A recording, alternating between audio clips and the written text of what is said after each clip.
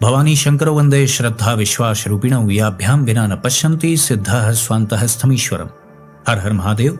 हार्दिक स्वागत करता हूं आप सभी भगवत प्रेमी दर्शकों का आपके अपने ही YouTube चैनल जगत पिता शिव में।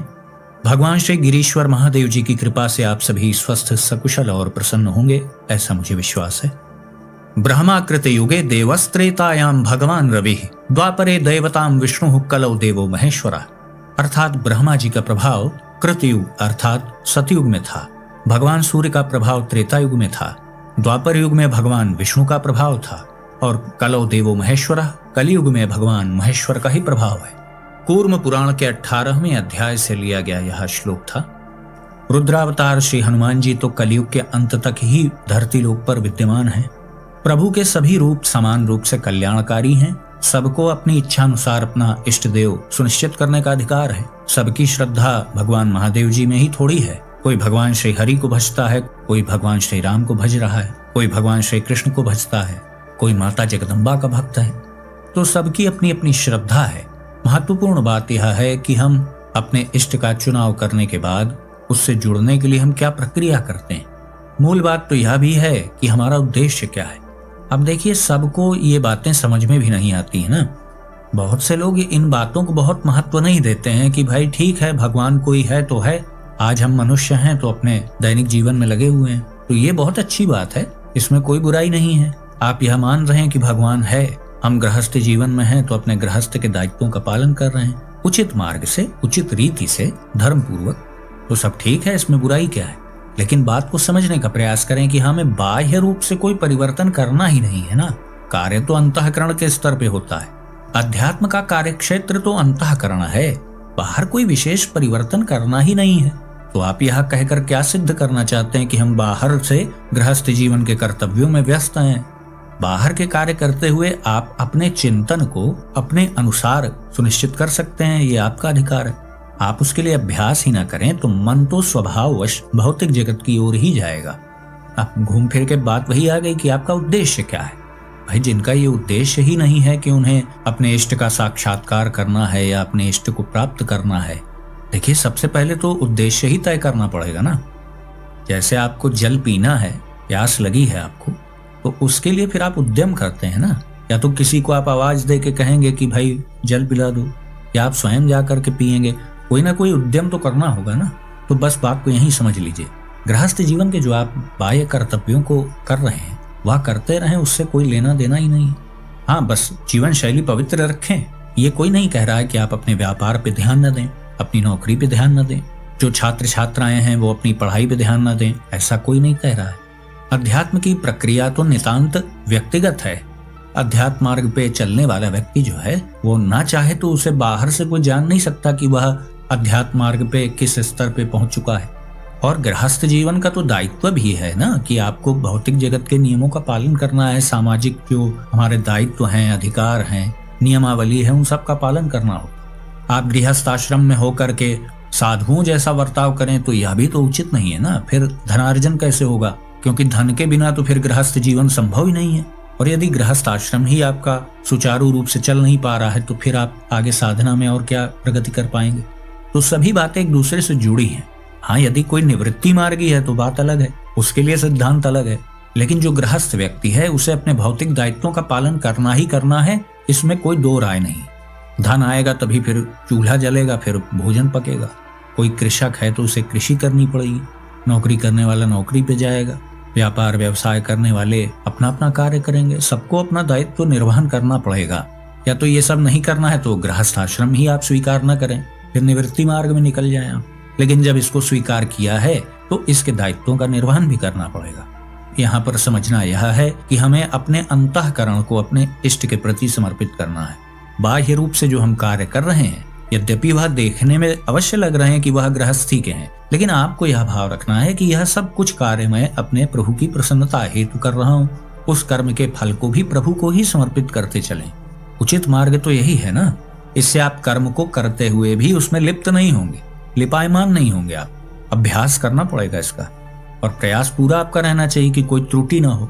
लेकिन मनुष्य से त्रुटि अवश्य होती है, तो उससे भी भयभीत नहीं होना है। त्रुटियां हों तो उसमें सुधार करने का प्रयास करें। देखिए भाई, प्रवृत्ति मार्ग और निवृत्ति मार्ग में नियमों में थोड़ा सा भेद है। इन बातों को सूक्ष्मता से समझना होगा, वरना वही स्थिति रहेगी कि फिर दिमाग में सिद्धांत निवृत्ति मार्ग के भरे हुए हैं और आप हैं गृहस्थ आश्रम में, तो आपकी वर्तमान स्थिति और आपके विचारों में तादात्म्य नहीं रहेगा। इसलिए यह भली प्रकार से समझें कि बाह्य दायित्वों को आपको यथावत निर्वहन करते रहना है, जैसे आप कर रहे हैं। अपने दैनिक कार्यों को आप जैसे कर रहे हैं वैसे करते रहें। हाँ, प्रभु की भौतिक सेवा भी अनिवार्य है, इसलिए सुबह शाम आपको समय निकालना होगा प्रभु के लिए। यदि आपने घर में भगवान का कोई स्थान बना रखा है तो। बहुत से लोग ऐसे भी हैं जो शिवलिंग आदि या प्रतिमा आदि घर पे नहीं रख पाते हैं, केवल प्रभु का चित्र ही है उनके पास, तो वहां पर भी आपको नियमानुसार धूप दीप भोग आदि कुछ करना ही चाहिए ना। प्रभु के विग्रह की भौतिक सेवा नहीं कर पा रहे हैं तो जीवों की सेवा थोड़ी सी कर लें, यथाशक्ति जितना आपसे हो पाए। प्रारंभ तो थोड़े से ही करना है। बहुत से ऐसे लोग भी हैं ना जो छात्र हैं, बाहर रह रहे हैं, उन्होंने घर पे भगवान को नहीं रखा हुआ है, तो वो शिवालय आदि में जाकर के जलाभिषेक आदि कर सकते हैं। तो भौतिक सेवा अनिवार्य है, इससे आप अपने इष्ट के और निकट पहुंचते हैं। सबसे महत्वपूर्ण तो प्रभु का चिंतन ही है, उनका नाम जाप है, क्योंकि इष्ट से जुड़ने में वो सर्वाधिक कारगर है। लेकिन जब हम प्रभु की भौतिक सेवा करते हैं तो उसका भी हमारे चित्त पर, हमारे अंतःकरण पर उसका प्रभाव पड़ता है, तो प्रभु से और निकटता बढ़ती है। अब इन बातों को सुनने के बाद किसी दर्शक के मन में आ सकता है, यह प्रश्न खड़ा हो सकता है कि आप स्वयं कह रहे हैं कि गृहस्थी के जो दायित्व हैं, जो भौतिक दायित्व हैं, वह भी आवश्यक हैं, उनकी अवहेलना नहीं की जा सकती है, क्योंकि जब गृहस्थी के दायित्वों का ही निर्वहन नहीं होगा तो गृहस्थ आश्रम रह कहाँ जाएगा। तो ऐसा प्रश्न किसी दर्शक के मन में आ सकता है कि फिर आप तो विरोधाभासी बातें कर रहे हैं। एक तरफ आप कह रहे हैं कि मनुष्य जीवन का वास्तविक उद्देश्य अपने इष्ट की प्राप्ति करना है, और एक तरफ आप कह रहे हैं कि गृहस्थ व्यक्ति को तो पहले अपने दायित्वों का निर्वहन करना है भौतिक जगत से संबंधित। तो निश्चित रूप से आपको यह विरोधाभास हो सकता है। इसी विरोधाभास से तो अधिकांश लोग ग्रसित हैं। जो गृहस्थ जीवन में है वो ये सोच बैठा है कि उसे कर्ता भोक्ता बने रहने का अधिकार या लाइसेंस प्राप्त हो गया है, और यही स्थिति संन्यास में भी है। सबको तो नहीं कहा जा सकता है, लेकिन वर्तमान परिदृश्य में आप देख लीजिए, गृहस्थ निर्धन है और सन्यासी लोग धनवान दिखाई देते हैं। ये मैं नहीं कह रहा हूँ, दुनिया में आप दृष्टि दौड़ा लें, स्वयं आप देख लें, अनुभव कर लें। मनुष्य जीवन में कुछ भी स्थायी नहीं है। संसार में जो धनाढ्य नहीं है या जिसके पास भौतिक सुख साधन थोड़े कम है, वो ये सोचता है कि धन, भौतिक सुख साधन, ऐश्वर्य, वैभव, प्रसिद्धि आदि यही सर्वश्रेष्ठ उपलब्धि है जीवन की। लेकिन आप कभी ये बात भी तो विचार करें, जिस भौतिक सुख साधन वाली स्थिति में आप पहुंचना चाहते हैं वहां पहले से ही कोई पहुंचा हुआ है, तो क्या वह संतुष्ट हो गया? उसने मान लिया कि अब सब कुछ प्राप्त हो चुका है, अब कोई तृष्णा नहीं रह गई? नहीं, वो भी ये नहीं कहता है, क्योंकि निर्धनता की तो देखिए एक सीमा है कि भाई भोजन तक नहीं मिलेगा, भूख से मर जाओगे, वस्त्र नहीं मिलेगा, रहने को नहीं मिलेगा। लेकिन आकांक्षाओं की तो कोई सीमा ही नहीं है ना। गरीबी की सीमा हो सकती है, धनवान होने की कोई सीमा नहीं। मतलब कहने का मूल आशय यह है कि इच्छाओं की कोई सीमा नहीं है। आवश्यकताओं की तो पूर्ति संभव है और करनी ही चाहिए। भूख लगी है तो भोजन करना चाहिए, चाहे सन्यासी व्यक्ति हो चाहे वो गृहस्थ व्यक्ति हो। अपने शरीर की रक्षा करना भी धर्म है। शरीर एक साधन है, सबसे महत्वपूर्ण, सबसे निकट का साधन है आपका। आपके सबसे निकट आपका शरीर है, लेकिन आप शरीर नहीं है, यह भी ध्यान रखें। शरीर आपका एक साधन है, एक रथ है जिसके रथी आप हैं। तो इन सब बातों को बताने का जो मुख्य तात्पर्य था वो ये था कि आप समझें कि जैसे बहुत से लोग ये बात कहते रहते हैं कि हम तो गृहस्थ जीवन में हैं, हम कैसे बहुत प्रभु के लिए समय दे सकते हैं। तो यहाँ पर मैं इतनी देर से आपको यही समझाने का प्रयास कर रहा हूँ कि आप गृहस्थ व्यक्ति हैं भी तो बाह्य रूप से आपको कोई अपने जीवन में परिवर्तन नहीं लाना है। आप नौकरी कर रहे हैं तो आप करिए, आप व्यवसाय कर रहे हैं करिए, जो भी आप कार्य कर रहे हैं अपने गृहस्थ जीवन को आगे बढ़ाने के लिए वो करते रहें। मैं इस ओर ध्यान आकृष्ट करा रहा हूँ कि परिवर्तन हमें अपने अंतःकरण का करना है। हमें अपने अंतःकरण को अपने इष्ट के प्रति समर्पित करना है। ये कौन कह रहा है कि आप गृहस्थ जीवन में हैं फिर भी आप भगवा वस्त्र धारण कर लें, खूब जटाएं रख लें, ढेर सारी मालाएं आप धारण कर लें? इन बातों के लिए कोई नहीं कह रहा है।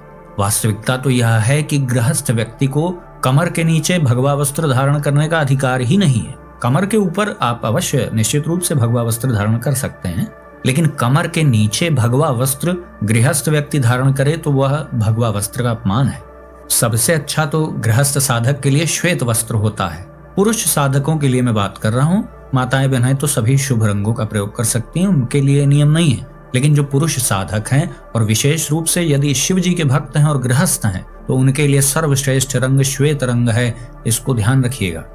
विधिवत जब हम निवृत्ति मार्ग में जाते हैं, संन्यास आश्रम को ग्रहण करते हैं, तब गुरु के आदेश पर जैसे वस्त्र हमें प्राप्त हो वैसी हमें वेशभूषा बनानी चाहिए उनके आदेश पर।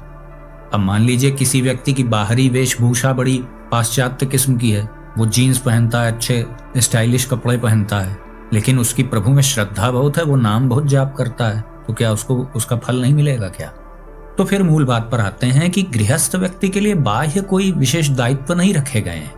इतना अवश्य कहा गया है कि पंचदेवों के पूजन का विधान शास्त्रीय रीति से गृहस्थ व्यक्ति के लिए है। श्री गणेश जी, सूर्य देवता, माता जगदम्बा, भगवान श्री हरि और भगवान महादेव जी, यही पंच देवता हैं। सभी देवी देवताओं का विस्तार इन्हीं से हुआ है। अन्य देवी देवताओं के स्वरूप का भी पूजन करते हैं तो सब इन्हीं के दायरे में आ गया। मूल बात है कि इन पंच देवों का हमें पूजन अवश्य करना है यदि हम गृहस्थ आश्रम में हैं। यदि आपका यज्ञोपवीत संस्कार हुआ है तो आपको माता गायत्री के प्रति भी समर्पित रहना है, उनके प्रति भी आपको कृतज्ञ रहना है। समय समय पर जो व्रत, उपवास, पर्व आदि आते रहते हैं, गृहस्थ जीवन में यथाशक्ति अपनी आर्थिक क्षमता के अनुसार उन सब का भी पालन अनुसरण करना चाहिए। यदि आपने घर में कोई पूजा स्थल बनाया है तो नियमित रूप से उसकी पूजा करें, उसकी पवित्रता का ध्यान रखें। बस मुख्य रूप से इतनी ही बातें गृहस्थों के लिए हैं। गृहस्थ व्यक्ति के लिए ऐसा तो कहा नहीं गया है कि जाओ भाई घर घर भिक्षा मांगो। नहीं, गृहस्थ व्यक्ति के लिए उद्यम करने का विधान है कि ऐसा कुछ उद्यम करो कि धनार्जन हो और फिर उस परिश्रम से कमाए हुए धन को अपने परिजनों की सेवा के लिए खर्च करो। आए हुए अतिथि का सम्मान करें, अपनी क्षमता के अनुसार समय समय पर दान आदि करते रहें और क्षमता के अनुसार ही करें। इसमें दिखावा आदि करने की आवश्यकता नहीं है और इसका प्रदर्शन भी करने से बचना चाहिए, क्योंकि जैसे ही आप किए हुए दान का प्रदर्शन करते हैं या श्रेय प्राप्त करने के लिए उसका प्रचार करते हैं तो श्रेय तो निश्चित रूप से उसी क्षण मिल जाता है, लेकिन उसका जो पूर्ण फल आपको भविष्य में प्राप्त होता वह नहीं प्राप्त होता है। उसका कारण जान लीजिए ना, क्योंकि आपने उसे प्रकट कर दिया, फिर श्रेय, प्रसिद्धि, वाहवाही के रूप में आपको उसका परिणाम प्राप्त हो गया तत्काल रूप से। लेकिन यदि आप उसे गुप्त रखते तो उस कर्म का भी कभी अंकुरण होता तो वह बहुगुणित होकर के आपको प्राप्त होता। तो इसीलिए इन बातों को प्रकट नहीं करना चाहिए। गृहस्थ व्यक्ति को हर कार्य, हर दायित्व प्रभु की सेवा समझ करके निर्वहन करना है।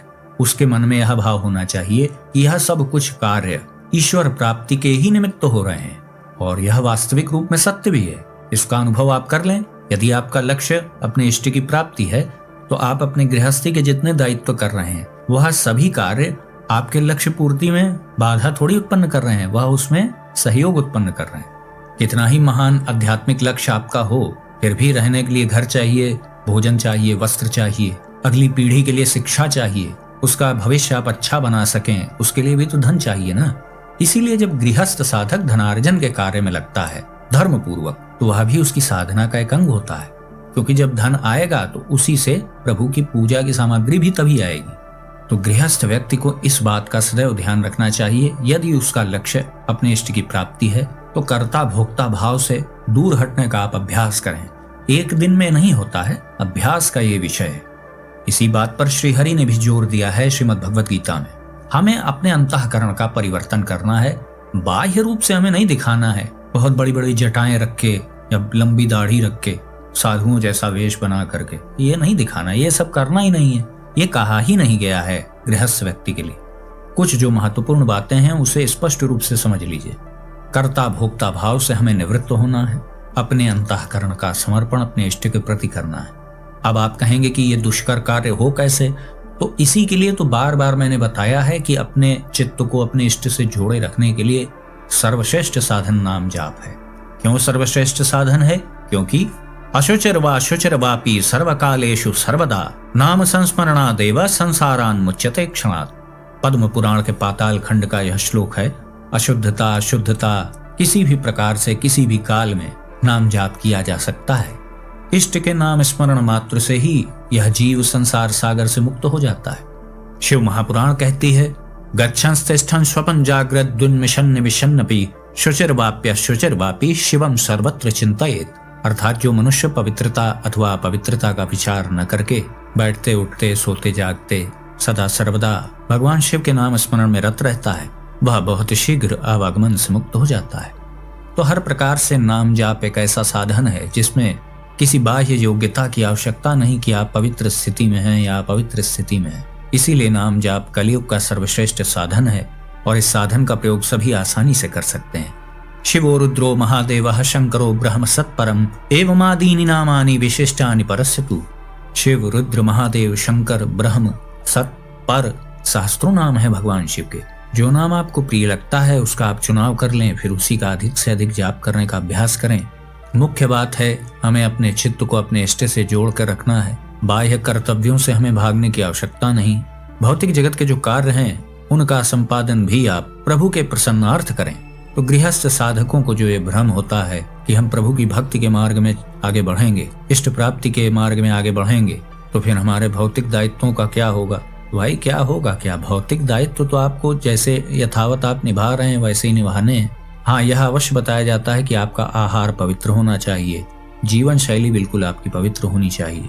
थोड़ा बहुत बस यही परिवर्तन आपको बाह्य रूप से करना है। अच्छे लोगों का संग करें, व्यर्थ चिंतन से बचें। चिंतन में अपने इष्ट को धारण करने के लिए ही तो नाम जाप का सहारा लिया जाता है। तो इस प्रकार से अपने गृहस्थाश्रम के दायित्वों का निर्वहन करते हुए आप इष्ट की भक्ति बहुत आसानी से कर सकते हैं। भगवान शिव की जो आप भौतिक सेवा करते हैं उसमें भी कोई विशेष बहुत दुर्लभ सामग्रियों की आवश्यकता नहीं होती है। एक लोटा जल आप अर्पित कर दें, उससे ही मात्र भगवान महादेव जी प्रसन्न हो जाते हैं। जितना अधिक अपने इष्ट का नाम स्मरण आप करेंगे उतना अधिक आप उनके निकट पहुंचते जाएंगे। तो आज का वीडियो यहीं समाप्त करते हैं। आशा करता हूं जो भी जानकारी आपको दी गई वो आपको अच्छी लगी होगी। यदि वीडियो आपको पसंद आया तो इसे लाइक करें, अपने मित्रों बंधु बांधवों के साथ शेयर करें। यदि इस चैनल का वीडियो आप पहली बार देख रहे हैं तो कृपया इस चैनल को सब्सक्राइब करें। तो भगवान श्री चंद्रमौलीश्वर महादेव जी से मैं ऐसी प्रार्थना करता हूँ कि वो आप सभी को सदा सुखी, स्वस्थ और ऊर्जावान बनाए रखें। मिलते हैं अगले वीडियो में एक नई जानकारी के साथ। तब तक के लिए आप सभी भगवत प्रेमी भक्तों को हर हर महादेव।